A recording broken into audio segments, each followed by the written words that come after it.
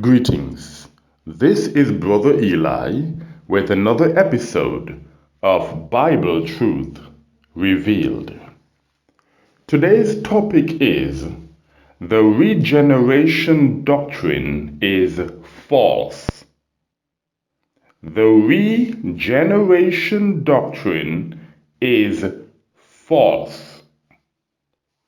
Now, regeneration is not to be confused with reincarnation.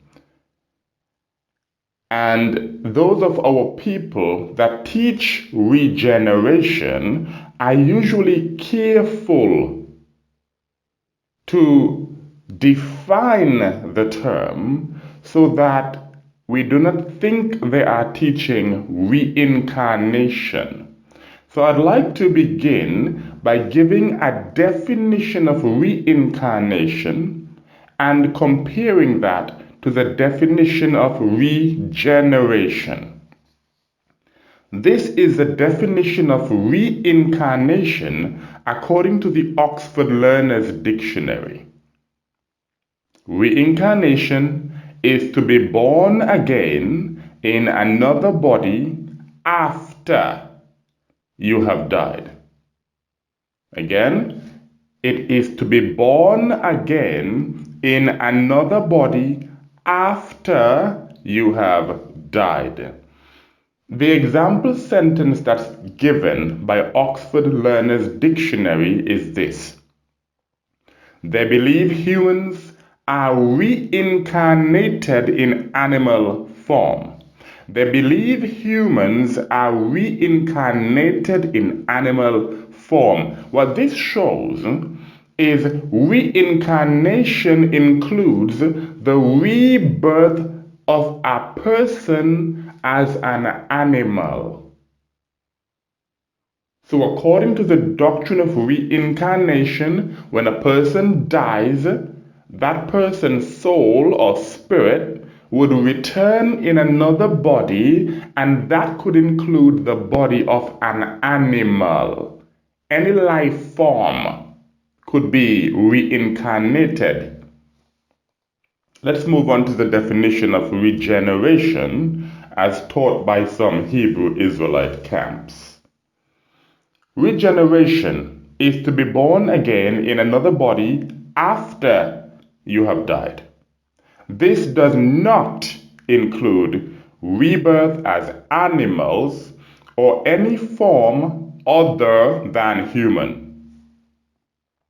So whereas both reincarnation and regeneration is referring to the rebirth of the soul, the spirit, the person after that person has died, regeneration does not include rebirth as animals or any other form apart from the human form. So what I'm addressing today is the regeneration doctrine, and I'm going to demonstrate that it is a false doctrine. Point number one, the doctrine of regeneration is foreign to the Hebrew Scriptures. This means it cannot be found in the Tanakh, it cannot be found in the Septuagint, it cannot be found in what is called the Old Testament. It is foreign to the Hebrew Scriptures. Let us start with Ecclesiastes chapter 1. Ecclesiastes chapter 1, we'll read verses 1 to 3 because this gives the context of the entire book of Ecclesiastes. And context is king. If we want to understand what a book is about, what a chapter, a passage is about, we need to understand the context. King Solomon was careful to include the first 3 verses, which gives the context of the entire book, so that people don't come along and put words in his mouth in order to make him say something different to what he intended. What we'll find in the context of Ecclesiastes chapter 1, Verses 1 and 3 is 1, all is vanity. And 2, why labor so hard? Those are the 2 points. Let's start with verse 1. The words of the preacher, the son of David, king of Israel in Jerusalem. Verse 2, vanity of vanities, said the preacher, vanity of vanities, all is vanity. So that's point 1 in the context. All is vanity. It's pointless, it's useless, it's vain, it's vanity. Verse 3, what advantage is there to a man in all his labor that he takes under the sun? So what profit does a man get from all the labor that he does under the sun? So the question is, why do people work so hard? The 2 points: 1, all is vanity; 2, why labor so hard? Now let's go down to verses 9 and 10 of Ecclesiastes chapter 1, because this is what is usually used as a foundation for the regeneration doctrine. So let's see if it is a legitimate and firm foundation for that particular doctrine. Ecclesiastes chapter 1, verses 9 and 10 reads thus: what is that which has been? The very thing which shall be. And what is that which has been done? The very thing which shall be done. And there is no new thing under the sun. Verse 10.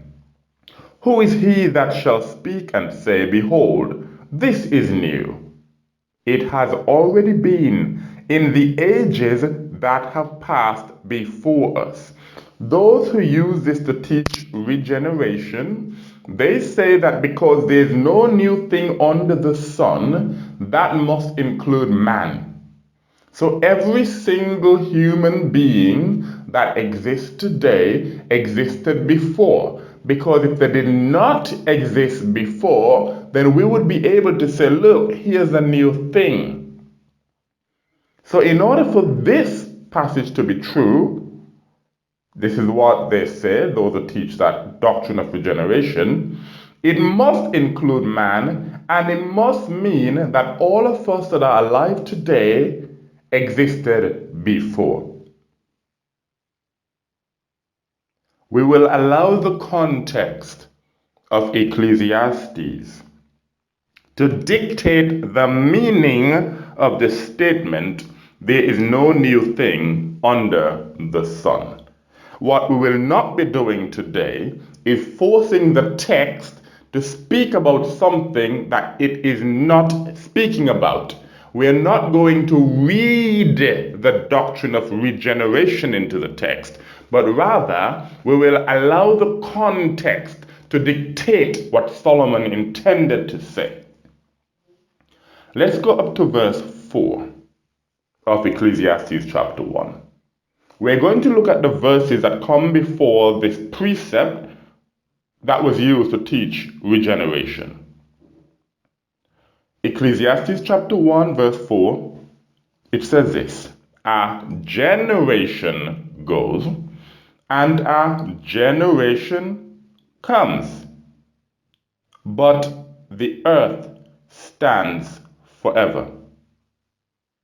So a generation goes and a generation comes, but the earth stands forever. It does not say a generation goes and the same generation returns in different bodies. Once we understand what a generation is, we don't need to read into the text that it's referring to individuals in different bodies. I'll address that shortly. But let's move on to verses 5 and 6. Verse 5 says, and the sun arises, And the sun goes down and draws toward its place. Arising there, it proceeds southward and goes round towards the north. The wind goes round, and the wind returns to its circuits.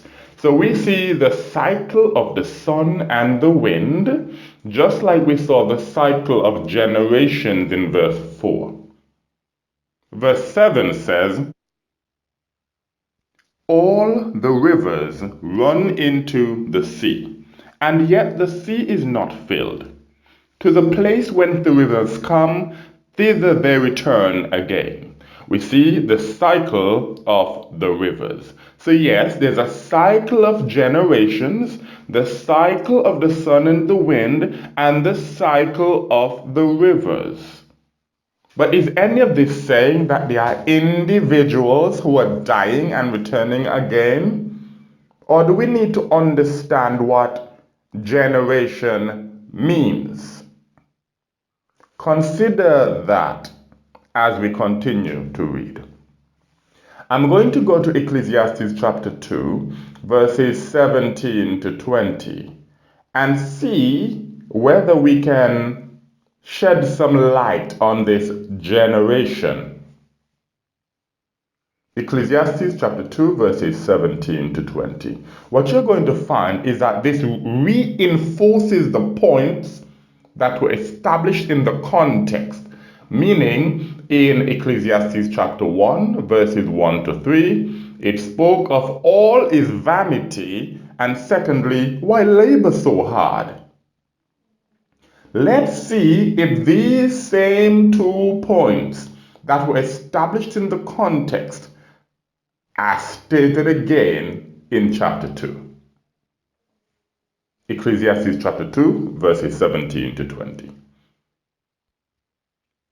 It reads thus, so I hated life, because the work that was wrought under the sun was evil before me.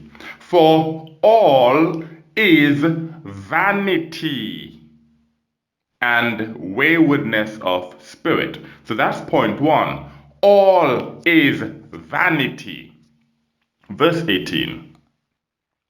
And I hated the whole of my labor, which I took under the sun. Remember point 2, why labor so hard? And I hated the whole of my labor, which I took under the sun, because I must leave it to the man who will come after me. Notice it doesn't say, I must leave it to myself who will return in a different body. Because this is not talking about individuals returning in a different body. It's talking about generations. When a man dies, who does he leave his inheritance to? Is it not the generation that comes after him? When your great-grandfather died, if he had an inheritance, it was left to your grandfather. And when he died, if he had an inheritance, it was left to your father. And if your father dies, if he has an inheritance, it would be left to you.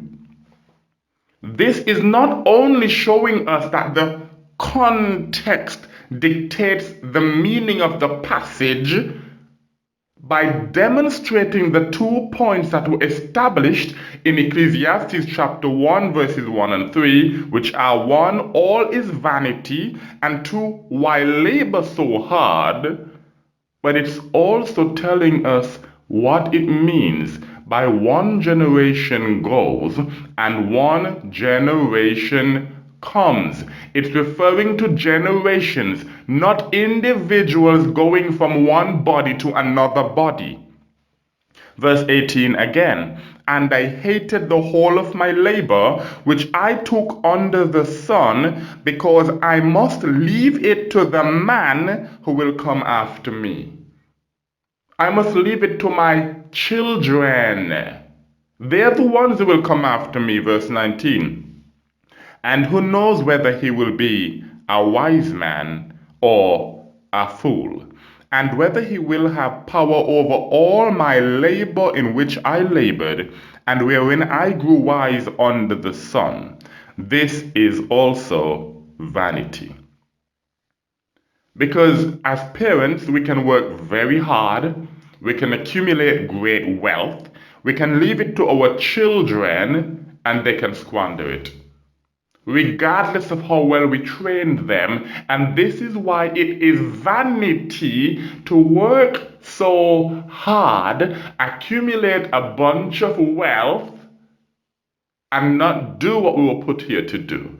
If you read the entire book of Ecclesiastes, it tells you at the end that the conclusion of the matter is to fear God and keep his commandments. This is the whole duty of man. Apart from that, all is vanity. That is what Ecclesiastes is about. Solomon was not teaching regeneration. Verse 20, so I went about to dismiss from my heart all my labor wherein I had labored under the sun.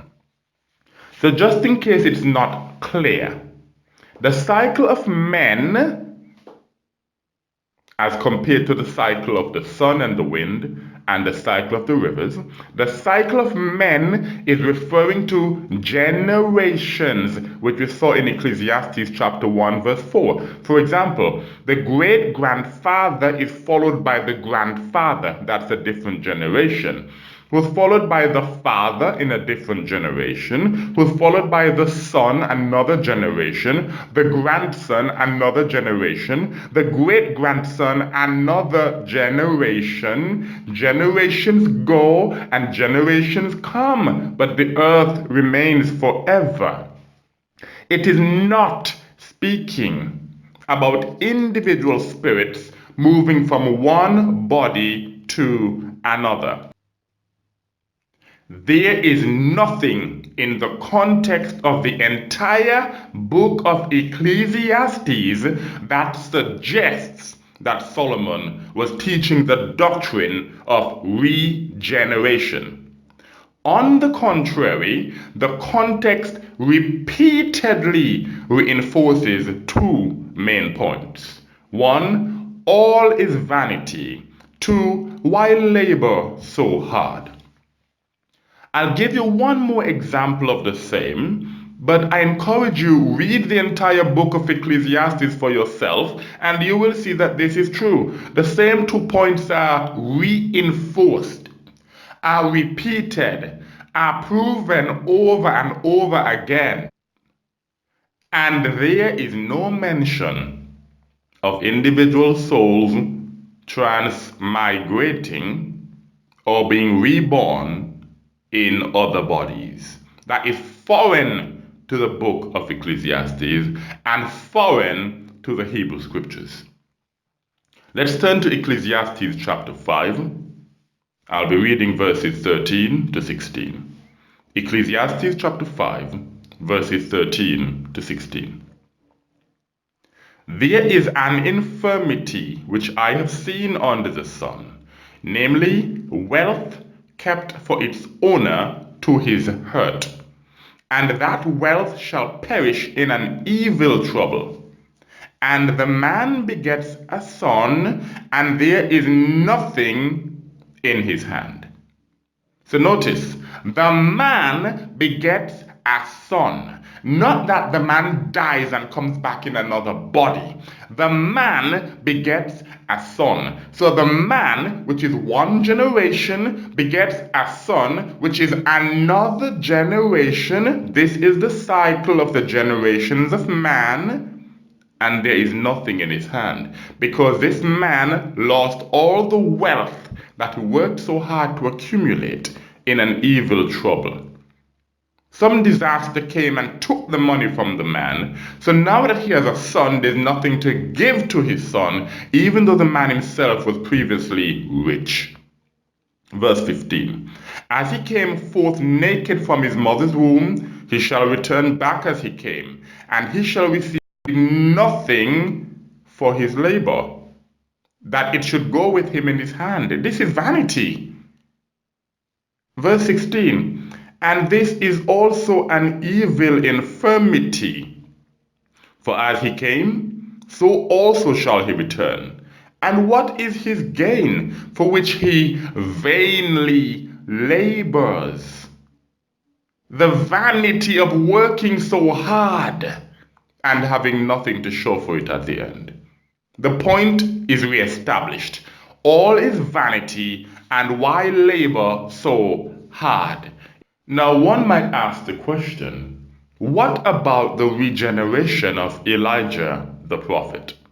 What about the regeneration of Elijah the prophet? Because Malachi chapter 4 verse 5 says this, and behold, I will send to you Elias the Tishbite. Elias is Elijah the prophet, before the great and glorious day of the Lord comes. So, if Elijah is coming back, is that not evidence of regeneration in the Hebrew Scriptures? It's certainly what is used by these camps to push regeneration. But actually, this is not evidence of regeneration. If you remember, the definition of regeneration is to be born again in another body after you have died, and it does not include rebirth as animals or any other form apart from human. Now, after you have died means the person had to have died first in order to be regenerated. The problem for these camps that push this falsehood of regeneration is that according to the Hebrew Scriptures, Elijah the prophet never died. I'll say that again. According to the Hebrew Scriptures, Elijah the prophet never died. If you do not die, you cannot be regenerated.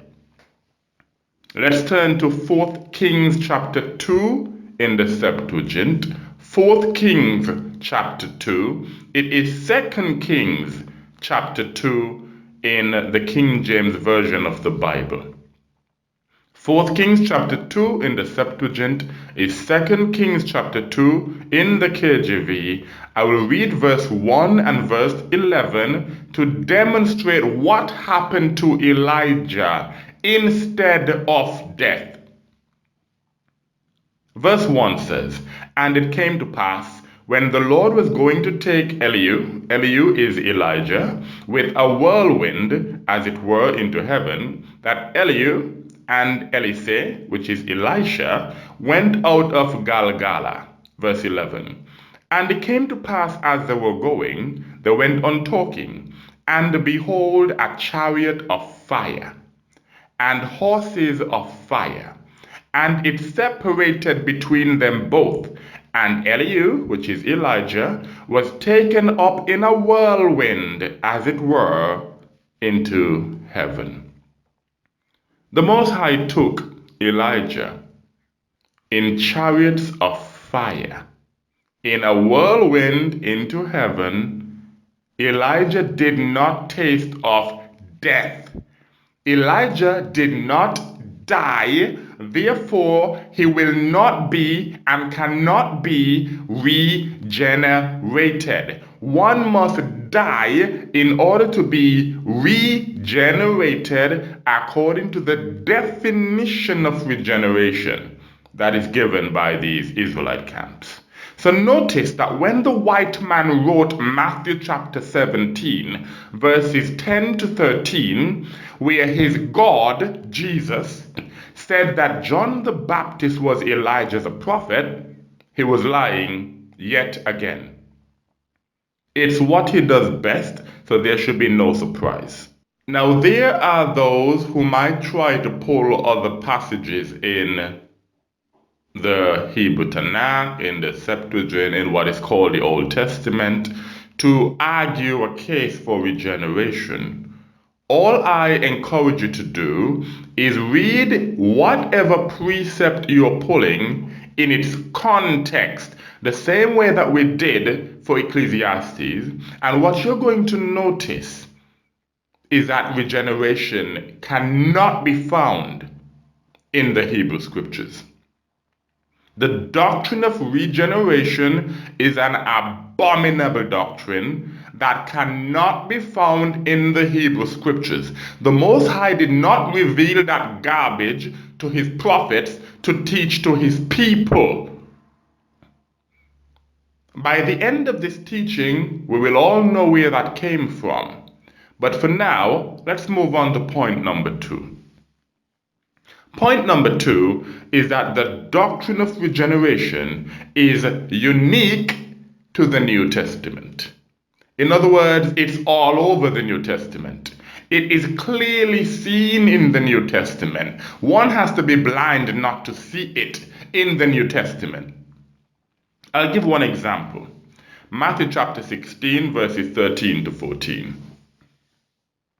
Matthew chapter 16, verses 13 to 14. It reads thus. When Jesus came into the coast of Caesarea Philippi, he asked his disciples, saying, Whom do men say that I, the Son of Man, am? And they said, Some say that thou art John the Baptist, some Elias, and others Jeremiah or one of the prophets.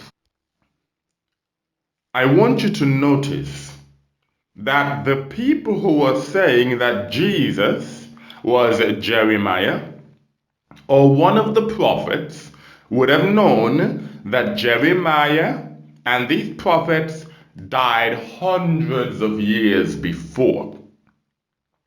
So if they were saying that Jesus was Jeremiah or one of the prophets, it means that they believed that it was possible for a person after he had died to return in another body. Again, they knew that Jeremiah was dead and buried. They knew that the prophets were dead and buried, yet they were saying that Jesus was Jeremiah. They were saying that Jesus was one of the prophets. They certainly didn't think that Jeremiah came back in the same body or that these prophets came back in the same body. So they believed that Jesus was Jeremiah or one of the prophets who was regenerated. He returned after death, after hundreds of years. Now, there are many examples of regeneration in the New Testament, but because I don't believe this garbage called the New Testament, I'm not going to waste my precious time proving a false doctrine. What I can tell you is the reason why regeneration is found in the New Testament is because most of the Greeks and Romans who wrote the New Testament believed in the doctrine of regeneration. The white man that wrote the New Testament believed in the doctrine of regeneration. Therefore, he wrote the doctrine that he believed into the book that he wrote. It's that simple. The Israelites did not believe that nonsense. Therefore, it is not written in the Hebrew Scriptures. But the Romans and Greeks believed it, so they wrote it in their abominable book, which we call the New Testament. Now, where did they get this idea from of regeneration? Where did the Romans and Greeks get that from? Do a little bit of research, and what you learn is that the doctrine of regeneration originated from Plato, the Greek philosopher that lived between the years 428 BC and 347 BC. His predecessors, which is those Greek philosophers that came before him, Pythagoras and Socrates, taught reincarnation. Pythagoras, if you are well learned in mathematics, you might have heard of Pythagoras' theorem. That's the same Pythagoras I'm referring to. He lived between the years 570 and 495 BC.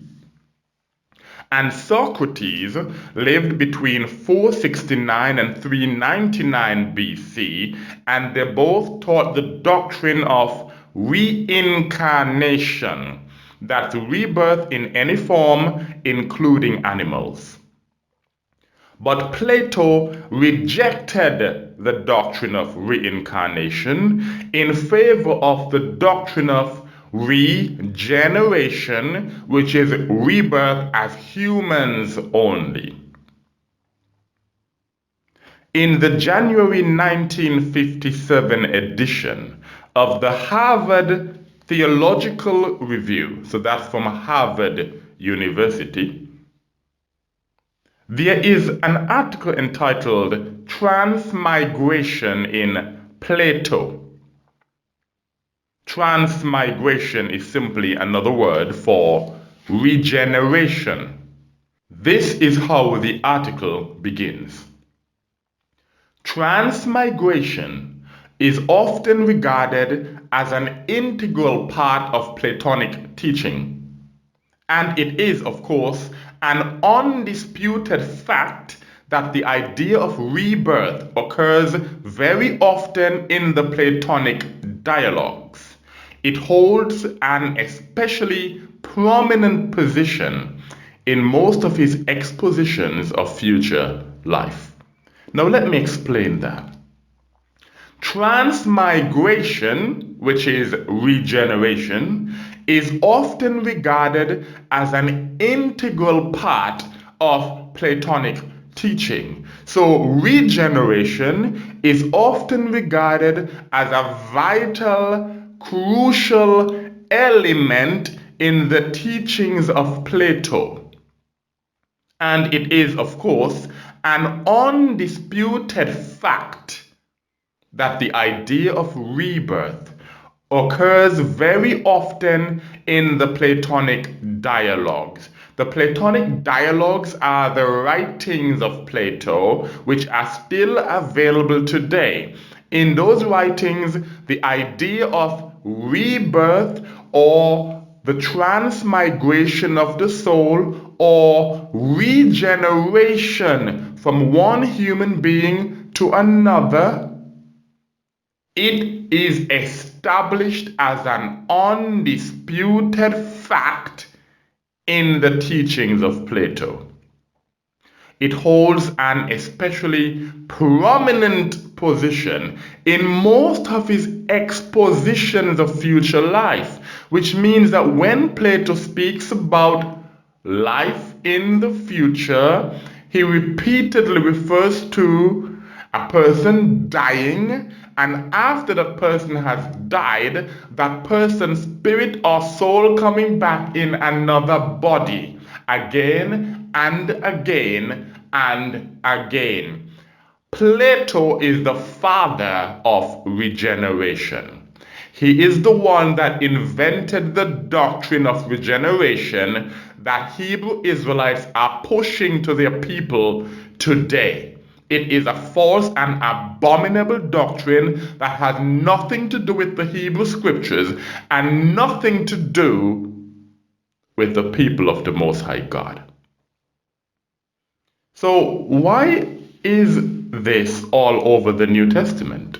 The reason is because although many Greek philosophers were quoted by the Greeks and the Romans, that's the white man, who wrote the New Testament, they quoted Plato more than anyone else. Now I'm going to list passages in the New Testament that were quoted from Plato. I said earlier that Plato's writings are still available for us today. It's not difficult to look at Plato's writings and to look at the passages I'm about to quote and realize that these were taken directly from Plato. In the seminaries, This is taught. It's not a secret.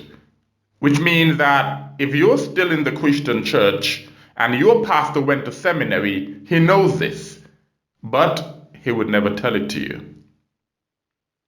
The people that don't know this are the children of Israel, because if they realize that the New Testament was written by the Greeks and the Romans that enslaved our people and that continue to enslave our people to this very day, they're going to reject the New Testament and return to the God of Abraham, Isaac, and Jacob.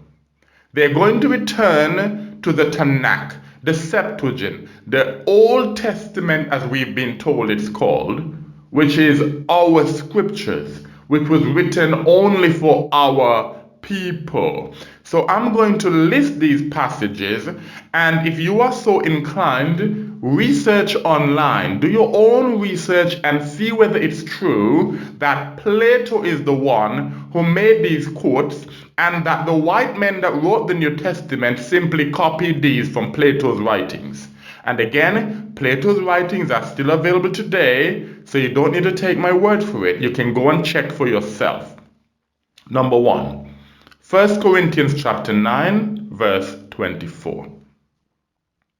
Number 2, Romans chapter 7, verses 22 to 23. Number 3, Philippians chapter 3, verse 19. Number 4, Romans chapter 8, verse 5. Number 5, Galatians chapter 6, verse 8. Number 6, 2 Corinthians chapter 4, verse 4. Number 7, Philippians chapter 1, verse 21. Number 8, 2 Timothy chapter 4, verse 6. Number 9, 1 Corinthians chapter 13, verse 12. Number 10, 1 Thessalonians chapter 5, verse 15. Number 11, 1 Corinthians chapter 9, verse 16.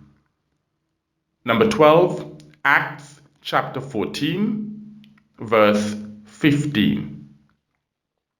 Number 13, 2 Corinthians chapter 7, verse 2.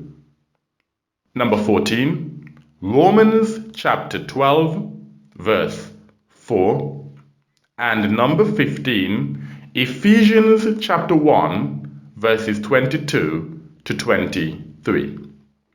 These are only the quotes that were taken from Plato. This doesn't take into consideration all the other Greek philosophers that were quoted in the New Testament. But this is evidence that the New Testament was written by the Greeks and the Romans. It's the white man's book and nothing to do with the children of Israel. That's the reason you cannot find any quotes from the heathen in the Hebrew scriptures, because the Hebrew scriptures are holy, they are sacred, they're set apart for the children of Israel. Now, I want to demonstrate that just like Plato rejected the idea of reincarnation as taught by Pythagoras and Socrates, some of the Greeks also rejected Plato's doctrine of regeneration. For example, the white man that wrote the letter to the Hebrews, whilst he was pushing his own brand of Greek philosophy, he rejected Plato's regeneration doctrine. Again, the white man that wrote the letter to the Hebrews, whilst he was pushing his own brand of Greek philosophy, he rejected Plato's regeneration doctrine. This is what the white man said in Hebrews chapter 9, verse 27. Hebrews chapter 9, verse 27, it says, "And as it is appointed unto men once to die, but after this the judgment." Meaning what? This particular Greek who wrote this did not believe in regeneration because he said it was appointed unto men once to die. And after that, the judgment. There was no rebirth and rebirth and rebirth. This shows contradiction in the New Testament itself.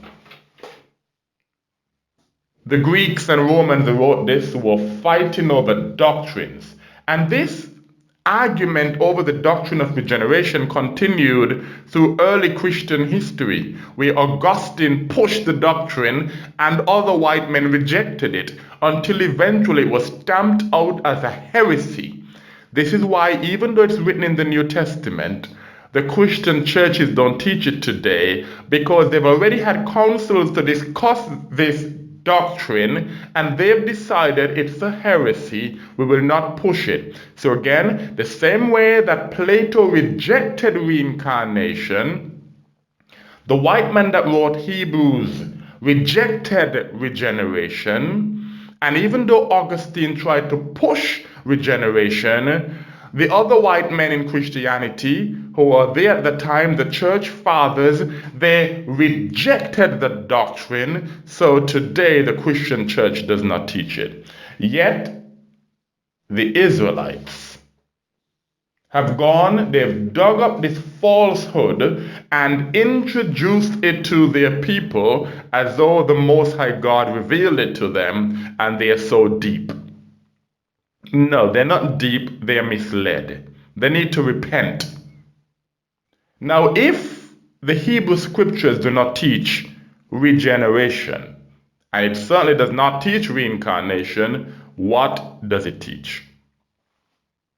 The Hebrew scriptures teach resurrection. Resurrection. The idea is that we die once, and the day will come when we will be resurrected in new bodies. Now, this is not regeneration. Regeneration is a cycle repeated again and again and again. Regeneration is not for or of our people. Resurrection is once. When we are dead, we remain until the day comes when the Most High calls us back and we are resurrected to life once, never to die again. Daniel chapter 12, verses 1 and 2 speaks of this resurrection. Daniel chapter 12, verses 1 and 2. It reads thus: And at that time Michael the great prince shall stand up, that stands over the children of thy people, that's the children of Israel. And there shall be a time of tribulation, such tribulation as has not been from the time that there was a nation on the earth until that time. At that time thy people, that the children of Israel, shall be delivered, even every one that is written in the book. Verse 2. And many of them that sleep in the dust, that's speaking of death, and many of them that sleep in the dust of the earth shall awake, some to everlasting life, and some to reproach and everlasting shame. This is resurrection being taught in the Hebrew scriptures. Now let's turn to 2 Maccabees chapter 7, verse 9, for another example of resurrection in the Hebrew scriptures. 2 Maccabees chapter 7, verse 9. It says, And when he was at the last gasp, so this is an Israelite brother who's dying, he said, Thou like a fury takest us out of this present world. In other words, you are putting us to death. But the King of the world shall raise us up, that's resurrection, who have died for his laws unto eternal life. Those of us who die for the laws of the Most High God, who keep his commandments till our very last breath, will be raised up unto everlasting life. Let me read that again without comment. Verse 9, and when he was at the last gasp, he said, Thou like a fury takest us out of this present life, but the King of the world shall raise us up, who have died for his laws, unto everlasting life. Conclusion. The doctrine of regeneration is another pagan doctrine that is being taught to the children of Israel. It's time for us to wake up to the fact that we have been and continue to be deceived. Repent before it's too late. I pray that you've been edified, that your eyes have been opened to see that regeneration, the doctrine, is not of our people, it's not for our people, and even the white man that invented it has now rejected it. They themselves realize that Plato lied to them. They put it aside. Yet the children of Israel have picked up that garbage that have been rejected by our oppressors and taken it onto ourselves. It is an abominable doctrine. It needs to be rejected in favor of resurrection, which is of our people and for our people. And with that, I say, Shalom.